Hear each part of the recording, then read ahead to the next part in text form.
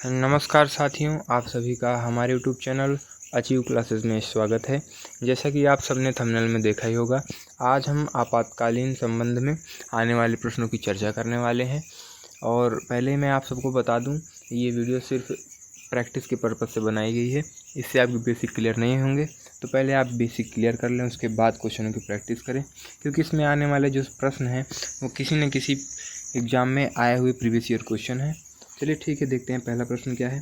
पहला प्रश्न है, तीसरी बार राष्ट्रीय आपातकाल की घोषणा राष्ट्रपति ने किस आधार पर की थी। जो तीसरी बार लगा था वो आंतरिक अशांति के आधार पर लगाया गया था। इंदिरा गांधी ने लगाया था, उस समय प्रधानमंत्री थी। 1975 से 1977 तक लगाया गया था। चलिए अगला प्रश्न देखते हैं। प्रश्न नंबर दूसरा, प्रथम राष्ट्रीय आपातकाल की घोषणा के समय देश के राष्ट्रपति कौन थे। तो प्रथम जो लगा था दूसरा जो लगा था 1975 से 1977 लगा था। पहला वाला जो लगा था 1962 से 1968 लगा था। उस समय जो भारत के राष्ट्रपति थे वो डॉक्टर एस राधाकृष्णन थे। Option number B is the correct answer. अगला प्रश्न देखते हैं। प्रश्न नंबर तीसरा, 1975 में तीसरे राष्ट्रीय आपातकाल की घोषणा किसने की थी। तो तीसरे राष्ट्रीय आपातकाल के समय जो भारत के प्रधानमंत्री राष्ट्रपति थे वो फरुखुद्दीन अली अहमद थे। तो option number C is the correct answer. अगला प्रश्न देखते हैं। 1975 के राष्ट्रीय आपातकाल की घोषणा के संबंध में कौन सा कथन सही है। इसमें जो है इंदिरा गांधी ने बिना किसी लिखित सिफारिश के डायरेक्ट ही प्रधानमंत्री से कहकर राष्ट्रपति से कहकर जो आपातकाल की घोषणा करवाई थी। तो option number D is the correct answer. अगला प्रश्न देखते हैं। प्रश्न नंबर 5वां, वित्तीय आपात स्थिति के दौरान राज्य विधानमंडल द्वारा पारित सभी वित्त विधेयक निम्नलिखित में से किसके विचाराधीन आरक्षित रखा जाता है। इसमें जब आपातकाल की घोषणा होती है तो राज्य विधानमंडल द्वारा जो वित्त विधेयक होते हैं या धन विधेयक होते हैं वो राज्यपाल जो होता है वो राष्ट्रपति के लिए आरक्षित कर देता है। तो option number A is the correct answer. अगला प्रश्न देखते हैं। प्रश्न नंबर 6, वित्तीय आपात के दौरान राष्ट्रपति राज्य के किस प्रकार के विधेयकों की स्वीकृति के लिए प्रस्तुत किए जाने के लिए बाध्य कर सकता है। तो जो है वित्तीय विधेयक के लिए वो बाध्य कर सकता है। Option number B is the correct answer. अगला प्रश्न देखते हैं। संसद द्वारा आपातकाल की घोषणा का अनुमोदन कितनी अवधि के अंतराल में होना आवश्यक है। तो 1 माह के अंतराल में होना आवश्यक है। Option number A is the correct answer. अगला प्रश्न देखते हैं। किसी राज्य में सामान्यतया किसके परामर्श से राष्ट्रपति शासन लागू किया जाता है। तो किसी राज्य में जब लागू किया जाता है तो वो राज्यपाल की सिफारिश पर। Option number A is the correct answer. अगला प्रश्न देखते हैं। किसी राज्य में राष्ट्रपति शासन की प्रारंभिक अवधि कितनी होती है। तो 6 माह होती है। प्रत्येक 6 माह में एक बार उसे संसद द्वारा पारित किया जाता है, पास किया जाता है। और इसकी जो राष्ट्रपति शासन होता है इसकी जो अधिकतम समय सीमा होती है वो 3 वर्ष होती है। किसी भी हद तक 3 वर्ष से ज़्यादा राष्ट्रपति शासन नहीं लगाया जा सकता। Option number A is the correct answer. अगला प्रश्न देखते हैं। किसी राज्य के राष्ट्रपति शासन के लागू होने पर निम्नलिखित में से किस कृत्यों के अलावा राज्य प्रशासन के सभी कृत्य संघीय नियंत्रण में आ जाते हैं। न्यायिक जो होता है जुडिशरी भी वो संघीय नियंत्रण में आ जाता है। Option number A is the correct answer. अगला प्रश्न देखते हैं। प्रश्न नंबर 11, संसद द्वारा प्रस्ताव पारित होने पर किसी राज्य में राष्ट्रपति शासन एक बार कितने समय के लिए लागू होता है। तो एक बार जो होता है वो 6 माह के लिए लागू होता है। Option number C is the correct answer. अगला प्रश्न देखते हैं। 44वें संविधान संशोधन अधिनियम 1978 के अनुच्छेद 352 में किस शब्द के स्थान पर सशस्त्र विद्रोह रखे गए।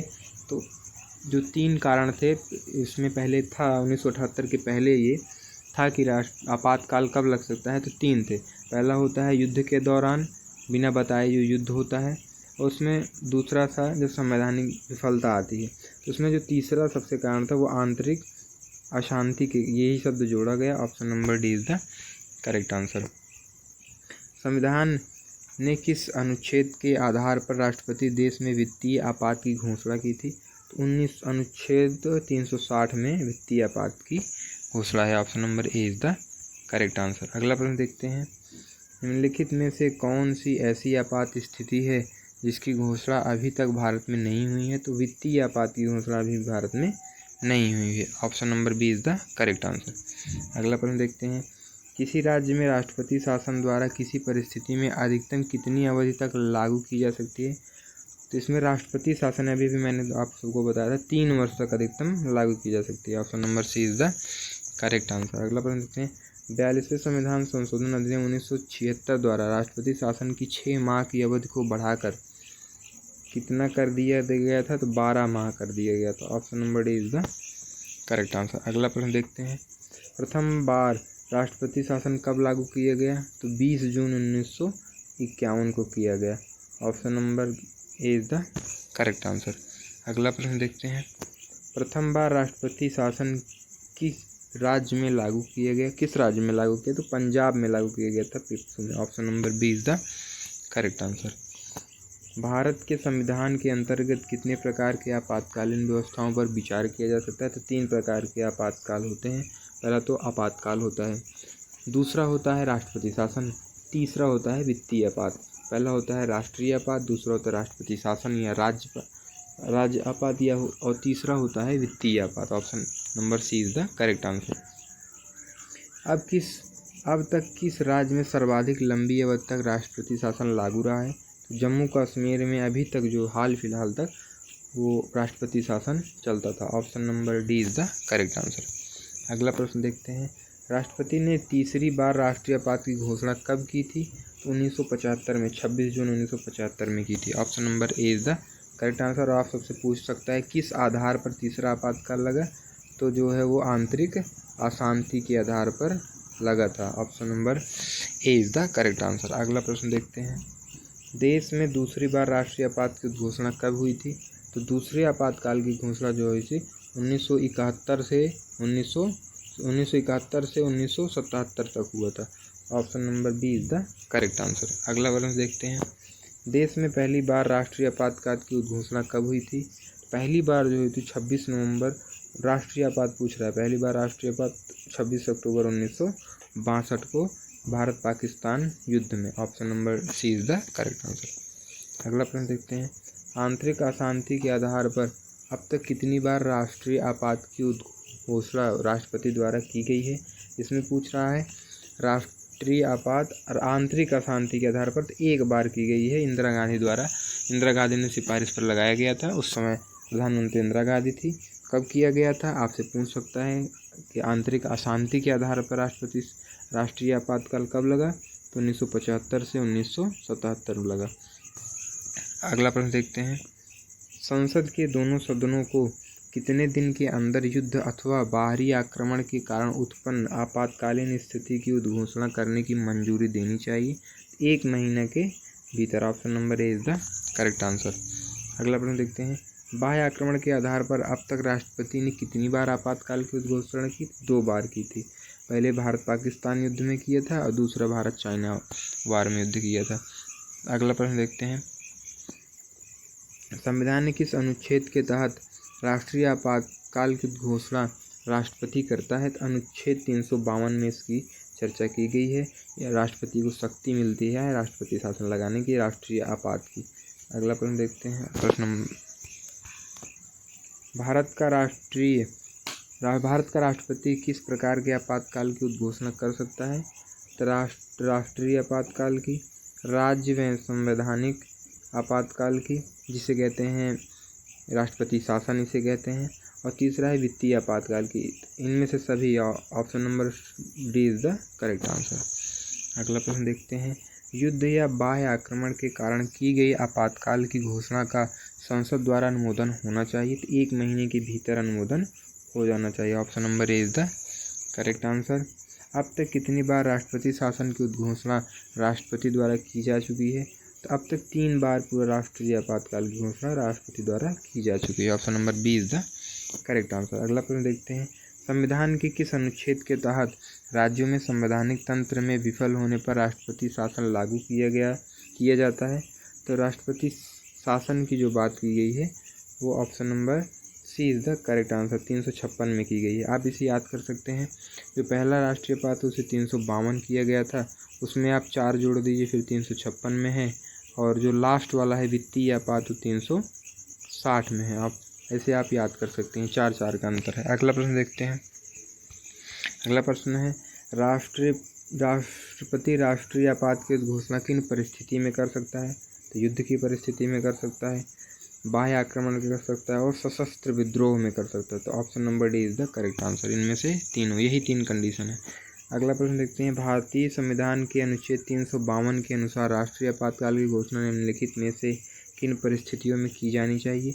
अभी पिछला प्रश्न हमने पढ़ा, युद्ध, बाह्य आक्रमण और सशस्त्र विद्रोह। Option number A is the correct answer. अगला प्रश्न देखते हैं। राष्ट्रपति द्वारा राज्यों में राष्ट्रपति शासन उद्घोषणा कितने दिनों के भीतर संसद की स्वीकृति आवश्यक है? इसमें राष्ट्रपति शासन पूछा है, तो इसके लिए 2 माह होता है। Option number B is the correct answer. अगला प्रश्न देखते हैं। राष्ट्रीय आपातकाल में संविधान की संघीय प्रकृति का क्या होता है? वैसे ही संघीय प्रकृति जो है वो ऐसी बनी होती है, क्योंकि फेडरल में वैसे भी सारी शक्ति जो है वो केंद्र को मिल जाती है, इसमें राज्य की शक्तियाँ समाप्त हो जाती हैं, तो संघीय प्रकृति जो है वह वैसे ही बनी रहती है। Option number C is the correct answer. किसी राज्य में राष्ट्रपति शासन की उद्घोषणा किस व्यक्ति के प्रतिवेदन मिलने पर राष्ट्रपति करता है? तो राज्य के राज्यपाल द्वारा अनुमोदन करने पर राष्ट्रपति शासन लगता है। Option number D is the correct answer. अगला प्रश्न देखते हैं। राज्य में राष्ट्रपति शासन के तात्पर्य राज्य के किस शासन में है? तो राज्य के राज्यपाल के हाथों में होता है। Option number A is the correct answer. अगला प्रश्न देखते हैं। राष्ट्रपति राष्ट्रीय आपातकाल की घोषणा कर सकते हैं, कब कर सकते हैं? युद्ध के कारण, हथियारबंद विद्रोह, बाहरी आक्रमण, ये तीनों कंडीशन ही फॉलो होती हैं। तो इसमें ऊपर वर्णित सभी कारणों के आधार पर, तो option number B is the correct answer. अगला प्रश्न 44वें संशोधन के पश्चात राष्ट्रपति को निम्नलिखित परिस्थितियों में राष्ट्रीय आपातकाल घोषित करने का अधिकार प्राप्त है। तभी अभी हमने आपको बताया, युद्ध, बाह्य आक्रमण और सशस्त्र विद्रोह, यही 3 कारण मुख्य कारण हैं। तो option number C is the correct answer. अगला प्रश्न देखते हैं।